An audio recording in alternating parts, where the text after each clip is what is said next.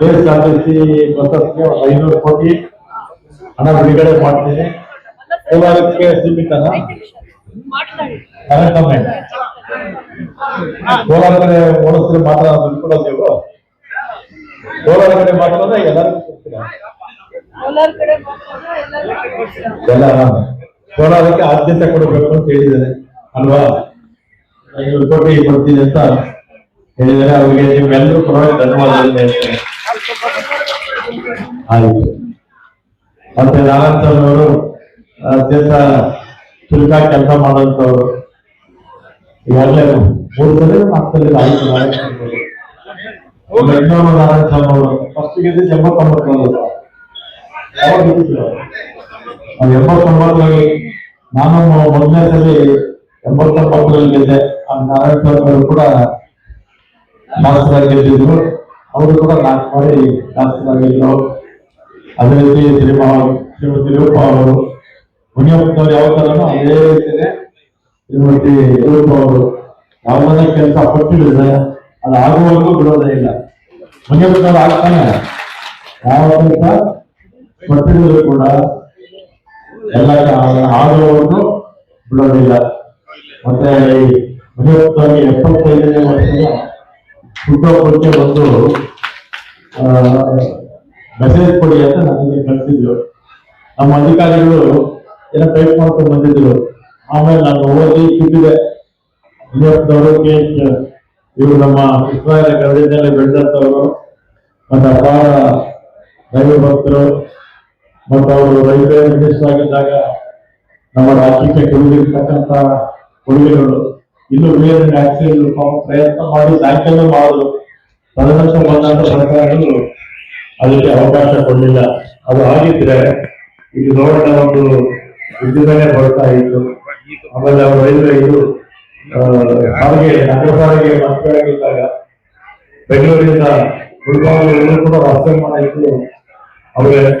ಮತ್ತೆ ರಾಜ್ಯ ಸರ್ಕಾರದಲ್ಲಿ ಅವರ ಆ ಸಂದರ್ಭದಲ್ಲಿ ರಾಜ್ಯಕ್ಕೆ ಏನೇನು ಕೊಡುಗೆಗಳು ಕೊಟ್ಟಿದ್ದಾರೆ ಅದನ್ನೆಲ್ಲ ಕೂಡ ಆ ಮೆಸೇಜ್ ಅಲ್ಲಿ ಬರೀರಿ ಅಂತ ನಾನು ಹೇಳಿ ಬರ್ತಿದ್ದೆ.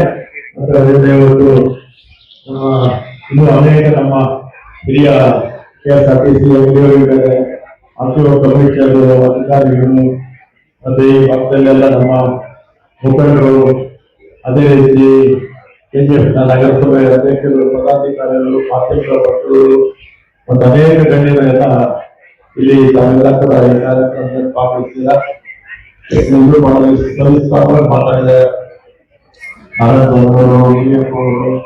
ಶ್ರೀಮತಿ ರೂಪ ಅವರು ಹೆಚ್ಚಿಗೆ ನಾನೇನು ಮಾತಾಡಿದೆ. ಮತ್ತು ಇದೆಲ್ಲ ಕೂಡ BHLಗೆ ಸೇರಿದ್ದಂತ ಆಮೇಲೆ ಪ್ರಯತ್ನ ಮಾಡಿ ಅದನ್ನ ಈಗ ತಗೊಂಡು KEDBಗೆ ಕೊಟ್ಟಿದ್ದಾರೆ. ದೊಡ್ಡ ದೊಡ್ಡ ಉದ್ಯೋಗಗಳಲ್ಲಿ ಮುಂದಕ್ಕೆ ಬರುತ್ತೆ. ಈಗ ದೊಡ್ಡ ದೊಡ್ಡ ಉದ್ಯೋಗಗಳಲ್ಲಿ ಬರ್ಬೇಕಾಗಿದ್ರೆ ಅದಕ್ಕೆ ಕಾರ್ಯಕರ್ತರು ನಮ್ಮ ಮುನಿಯಪ್ಪನವರು, ಹಾಗೆ ಶ್ರೀಮತಿ ರೂಪ ಅವರು, ನಾರಾಯಣಸ್ವಾಮಿ ಅವರು ಸಂಘಟಿತ ಯಶಸ್ವಿಯಿಂದ ಆಗಿದೆ ಅಂತ ಹೇಳಿ ಈ ಒಂದು ಜಾಗ ಕೊಡಿಸಿದ್ರು ಕೂಡ ಅವರೇ. ಮೊದಲೆಲ್ಲ ವಾಸ್ತವ ಸಣ್ಣದಾಗಿತ್ತು ಮೈಸೂರಲ್ಲಿ, ಟ್ರೈನಿಂಗ್ ಟೆಸ್ಟ್ ಇರಲಿಲ್ಲ. ಅದಕ್ಕೆ ಕೋಲಾರ ಹೋಗ್ಬೇಕಾಗಿತ್ತು. ಇನ್ಮೇಲೆ ನೀವು KGF ಮತ್ತೆ ಬಂಗಾರಪೇಟೆ ವಿಧಾನಸಭಾ ಕ್ಷೇತ್ರದವರು ಇಲ್ಲೇ ಡ್ರೈವಿಂಗ್ ಟೆಸ್ಟ್ ಇಲ್ಲೇ ಮಾಡಬಹುದು. ಮತ್ತು ಅಂತಿಮ ಕಚೇರಿ ಕೂಡ ಇವತ್ತು ದೊಡ್ಡದಾಗಿ ಕಟ್ಟಿದ್ದೀವಿ. ಸಾರ್ವಜನಿಕರಿಗೆ ಸಾಕಷ್ಟು ಅನುಕೂಲ ಆಗುತ್ತೆ ಅಂತ ಹೇಳಿ ನಮ್ಮ ರಾಜ್ಯ ಸರ್ಕಾರ ಬೇಕಾದಷ್ಟು ಟ್ಯಾಕ್ಸು ಮತ್ತೆ ನಮ್ಮ ಇಲಾಖೆ ಕೊಟ್ಟು 15,000 ಕೋಟಿ ಟಾರ್ಗೆಟ್ ಕೊಟ್ಟಿದ್ದಾರೆ ಮುಖ್ಯಮಂತ್ರಿಗಳು. ಹೋದ ವರ್ಷ 13,000 ಕೋಟಿ ಇತ್ತು. ಇದರಲ್ಲಿ 15,000 ಕೋಟಿಗೆ ಇದು ಅತಿ ಹೆಚ್ಚು. ಆಮೇಲೆ ಬರ್ತಕ್ಕಂಥ 4 ಕಿಲೋಮೀಟರ್ಗಳಲ್ಲಿ ಈ ಇಲಾಖೆಗಳು ಒಂದು ಅಂತ ಹೇಳಿ ಮತ್ತು ಸಾರ್ವಜನಿಕರಿಗೆ ತೊಂದರೆ ನಿಲ್ಲಿಸಿ ಎಲ್ಲ ಆನ್ಲೈನಲ್ಲೇ ಮಾಡಿದ್ದೀವಿ. ಈ ಡ್ರೈವಿಂಗ್ ಟೆಸ್ಟ್ ಎಲ್ಲ ಕೂಡ ಕಚೇರಿಗೆ ಎಲ್ಲ ಬರೋಬೇಡ ಅಂತ ಹೇಳಿ ಆನ್ಲೈನಲ್ಲೇ ಸಾಕಷ್ಟು ಮಾಡಿದ್ದೀವಿ. ಅದರ ಕೆಲವಕ್ಕೆ ಕೊಡಬೇಕಾಗುತ್ತೆ. ಮತ್ತು ಪಾರದರ್ಶಕವನ್ನು ಕೂಡ ಮುಂದಿನ ದಿನಗಳಲ್ಲಿ ನಮ್ಮ ಇಲಾಖೆ ಕೆಲಸ ಮಾಡೋಕ್ಕೆ ಪ್ರಯತ್ನ ಮಾಡ್ತೀವಿ ಅಂತ ಹೇಳಿ ಮೊದಲೆಲ್ಲ ಡ್ರೈವಿಂಗ್ ಟೆಸ್ಟ್ ಮಾಡಬೇಕಾದ್ರೆ ಎಲ್ಲ ಒಂದು ಕಡೆ ಕೂತ್ಕೊಂಡು ಮಾಡುವರು. ಆದ್ರೆ ಈಗ ಡ್ರೈವಿಂಗ್ ಟೆಸ್ಟ್ ಪಾಸ್ ಆಗ್ಬೇಕಾದ್ರೆ ಚೆನ್ನಾಗಿ ಅವರು ಡ್ರೈವಿಂಗ್ ಕಲ್ತಿರ್ಲೇಬೇಕು.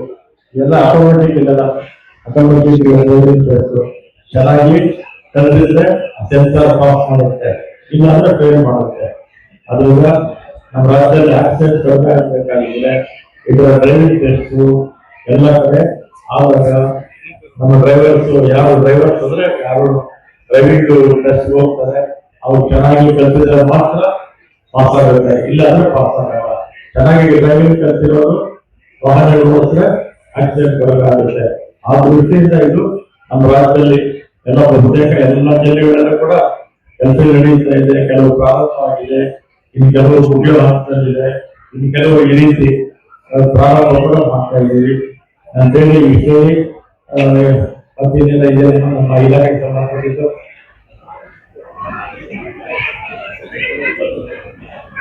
ನಾರಾಯಣಸ್ವಾಮಿ ಡಿಪೋ ಕೇಳ್ತಾರೆ, ಹೊಸ ಬಸ್ಸು ಕೇಳ್ತಾ ಇದ್ದಾರೆ.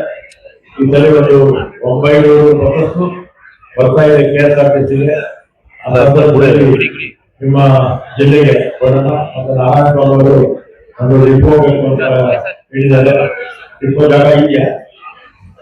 ಜಾಗ ಇಲ್ಲ ಅಂದ್ರೆ ನಾರಾಯಣಸ್ವಾಮಿ ಅವರು ನಮಗೆ ಜಾಗ ಮಂಜೂರು ಮಾಡ್ತಾರೆ.